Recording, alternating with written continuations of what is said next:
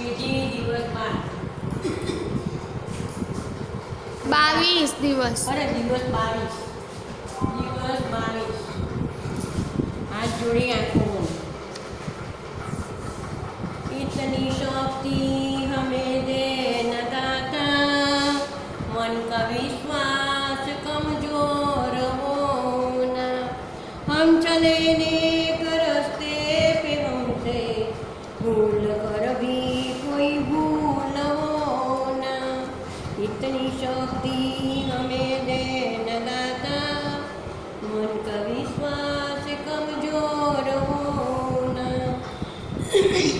दूर अज्ञान के वो अंधेरे, तू हमें ज्ञान की रोशनी दे, हर बुराई से बचते रहे हम, जितनी भी दे भली जिंदगी, वैर होना किसी का किसी से, भावना मन में बदले की होना, हम चले नेक रास्ते पे हमसे भूल कर भी कोई भूल होना, इतनी शक्ति हमें देना दाता, मन का विश्वास कमजोर होना, हम न सोचे हमें क्या मिला है, हम ये सोचे किया क्या है अर्पण, फूल खुशियों के बाटे सभी को,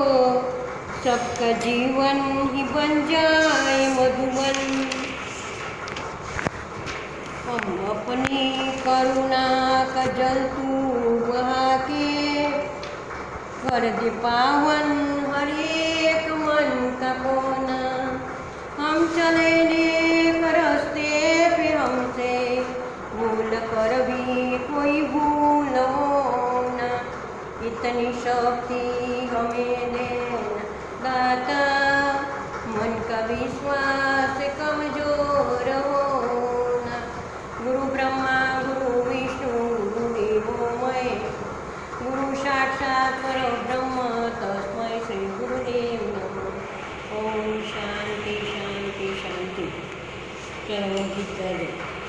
साइकिल मारी सरर जाए, साइकिल मारी सरर जाए, टिंग टिंग टिक टोकरी बजावती जाए, टिंग टिंग टोकरी बजावती जाए, डोशीमा डोशीमा आघा खसो, डोशीमा डोशीमा आघा खसो, आघा खसो नहीतर पड़ी जसो, आघा खसो नहीतर पड़ी जसो, ચીકણી સુગતા ચાલ્યા તો ક્યાં, સાયકલ મારી સરર જાય, સાયકલ મારી સરર જાય, ટીન ટીન ટોકરી બજાવતી જાય, ટીન ટીન ટોકરી બજાવતી જાય.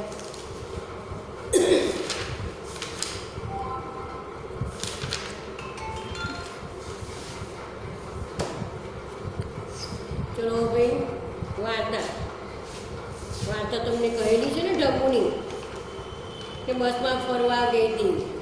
એક ડબ્બુ નામની છોકરી હતી,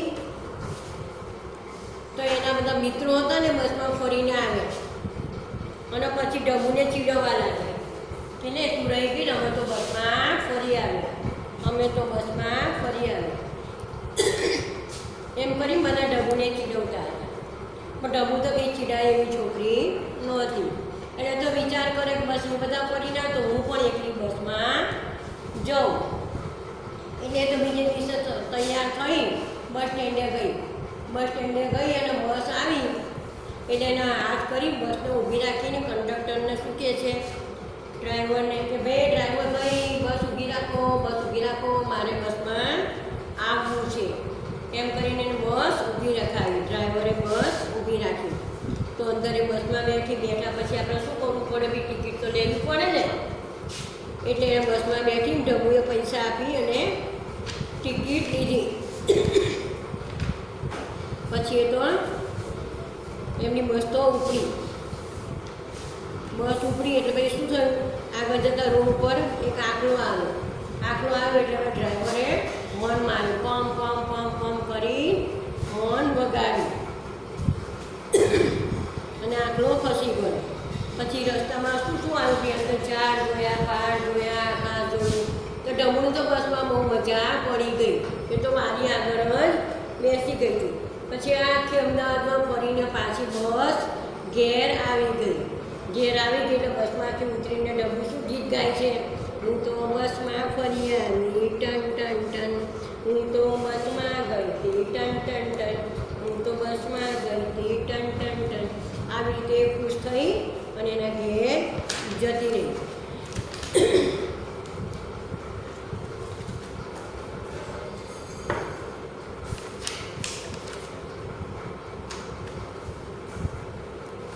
ચલો જુઓ, છૂક છૂક વાર્તા ચિત્ર વિશે બતાવીને કહો ચિત્રનું. જો ભાઈ, આ એક છૂક છૂક છૂક છૂક કરતી ગાડીનું ચિત્ર છે. આ છોકરી છે એને સરસ મજાની ગાડી બનાવી છે. તો જુઓ,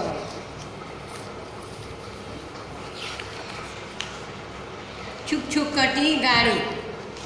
આવી ચિત્ર, આવી ગાડી સરસ મજાની મોટી બનાવી છે.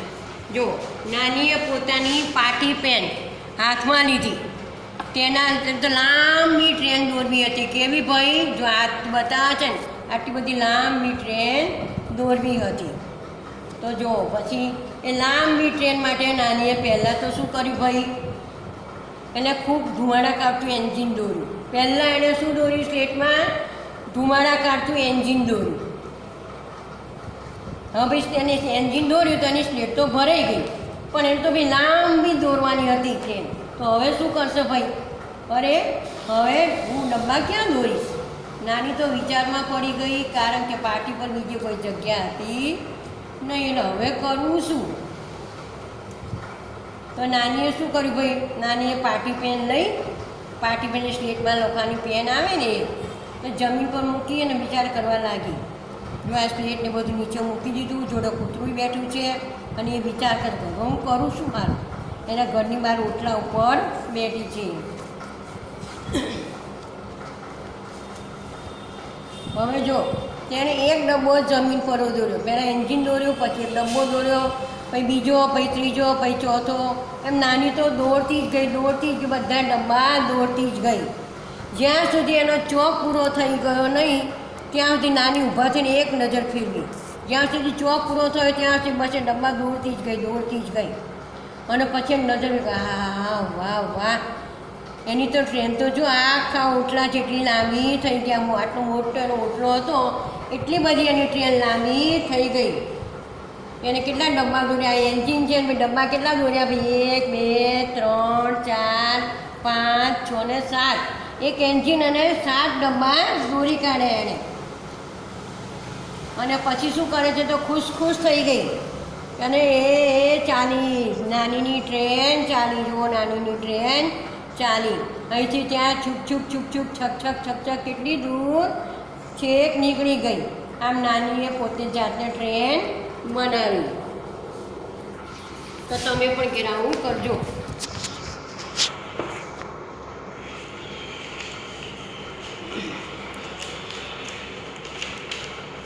હવે બી પ્રાણીઓથી ચાલતા વાહનો, કાલે તમને કીધું હતું ને આજે કીધું હતું કે પ્રાણીઓથી ચાલતા વાહનો કયા કહેવાય ભાઈ? જો એક આ ઊંટ ગાડી, એ પણ પ્રાણીઓથી ચાલે છે. પછી આ બળદગાડો અને આ ઘોડાગાડી. આ કેવા છે વાહનો? પ્રાણીઓથી ચાલતા વાહનો છે. એમાં ડીઝલ, પેટ્રોલ એવા કશાની જરૂર પડે નહીં, ખાલી પ્રાણીઓની જરૂર પડે છે. તો આપણા દેશમાં તો આ પ્રાણીઓથી આવા ઘોડો અને બળદ ને ઊંટ વાહનો ચલાવે છે.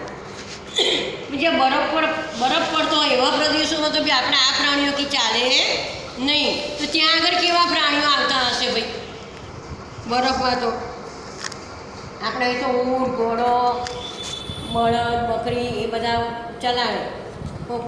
તો જ્યાં બરફ પડતો હોય ત્યાં કેવા પ્રાણીઓ જોઈએ ભાઈ? ખચ્ચર, પછી યાક, ઘેટા અને કૂતરા. આવા બધા પ્રાણીઓની બરફને જે પડતો હોય ત્યાં આગળ આવા બધા ગાડીઓ જોડાય. આવા પ્રાણીઓ જોઈએ. એ ખચ્ચર એટલે ગધેડા જેવું જે કે એવું પ્રાણી આવે છે. એટલે એવા ઠંડા પ્રદેશ હોય, બરફ જ્યાં બહુ પડતો હોય ત્યાં આગળ આવા પ્રાણીઓની જરૂર પડે છે. એ માટે આપણે જેમ બળદ ને ઘોડાનું એવું પાડીએ એમ એ લોકો પણ ખચ્ચર, યાક, ઘેટા, કૂતરા એવા પ્રાણીઓ પાળે છે અને પછી તેનો ગાડીમાં જોડાવાનો ઉપયોગ કરે છે. આવા વાહનોમાં પેટ્રોલ કે ડીઝલ એમની જરૂર પડતી નથી, પણ પ્રાણીઓની જરૂર પડે છે. તો પ્રાણીઓને સાચવવા માટે એને સરસ મજાનો ખોરાક ભાઈ આપવો પડે. એમને જેવો મનગમતો ખોરાક હોય એવો ખવડાવવો પડે, નહીં તો પ્રાણી પણ ચાલી શકે નહીં. એટલે પ્રાણીઓના ખોરાકમાં શું શું ખવડાવવા ભાઈ? ઘાસ હોય, અનાજ હોય, કઠોળ હોય અને ટાઈમે ટાઈમે એને પણ પાણી આપવું પડે. એટલે આ રીતે એની પણ એને માવજત કરવી પડે તો જ એમને થઈ શકે. પછી તેમને છાયામાં રાખવા પડે. બહુ તડકો આવતો હોય, બહુ ગરમી હોય તો એમને છાયામાં પણ રાખવા પડે. અને બહુ ઠંડી ઋતુ હોય તો એમને કંતાન કે એવું કે ઓઢાડવું પણ પડે. એવું નહીં કે માણસોને ઠંડીને ગરમી બધું લાગે, પ્રાણીઓને પણ એની અસર થતી હોય છે.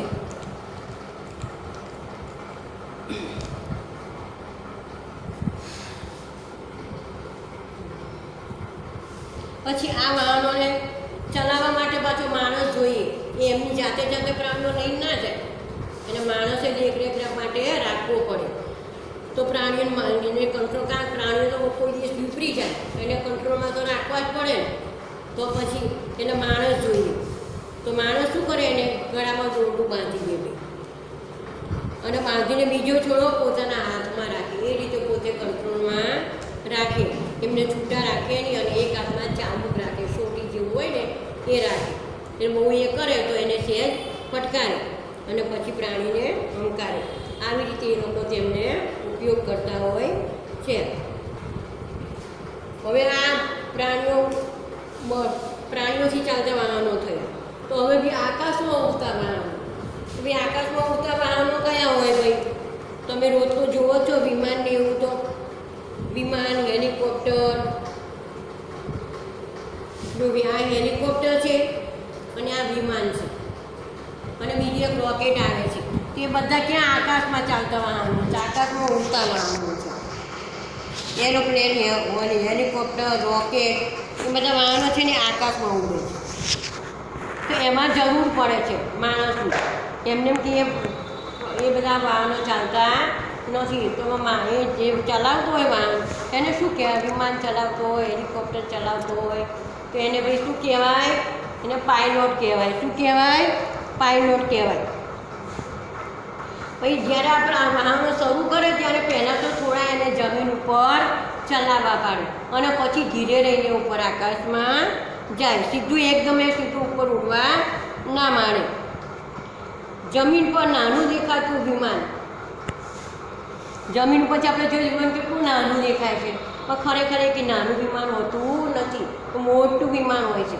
એમાં બધી સગવડ હોય છે. એમાં હોટલ હોય, ખાવાનું પીવાનું, નાસ્તા, સંડાસ, બાથરૂમ, આ કે બધું જ અંદર હોય છે. એવું મોટું વિમાન હોય છે. આપણને અહીંથી જોઈએ તો નાનું લાગે કે આ ભાઈ તો નાનું જ છે ને. એમાં લાઇટો દેખાય છે, તારા ચમકતા એવી લાઇટો આપણને દેખાય. આ વાહનોને ઉડવા માટે કેટલા પાંખિયા હોય છે. હેલિકોપ્ટરની ઉપર 3 પાંખિયાનો પંખો હોય છે, વિમાનની પાંખિયા હોય છે. એને પાંખિયા હોય તો જ ઉડી શકે. એટલે આ આકાશમાં ચાલતા વાહનોની વાત થઈ. તો વર્કશીટમાં તમારે મૂળાક્ષર કરવાનું છે.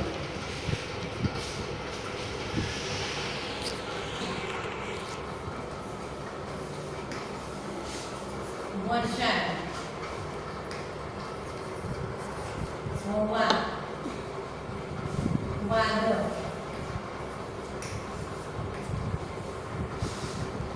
વટાણા, વહાણ,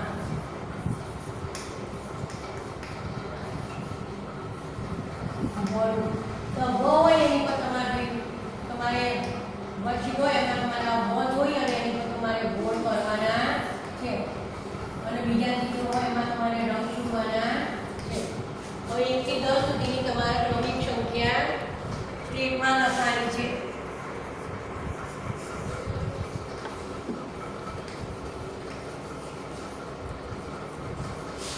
1 થી 10 સુધીની ક્રમિક સંખ્યા સ્લેટમાં લખો.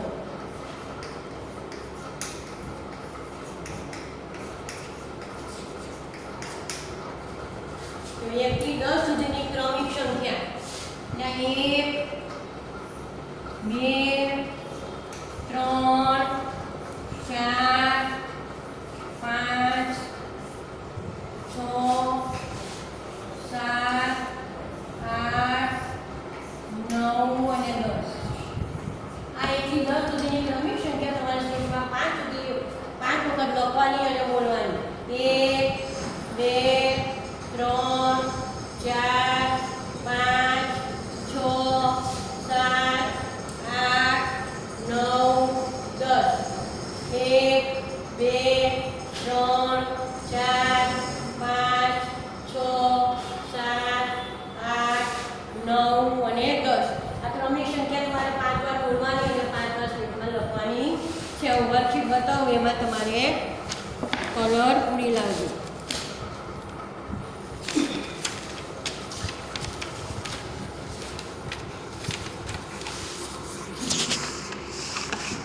જો આ વાણ, વીંટી, વરસાદ, વાંસળી, વરું, વાંદરો, વટાણા અને વાઘ.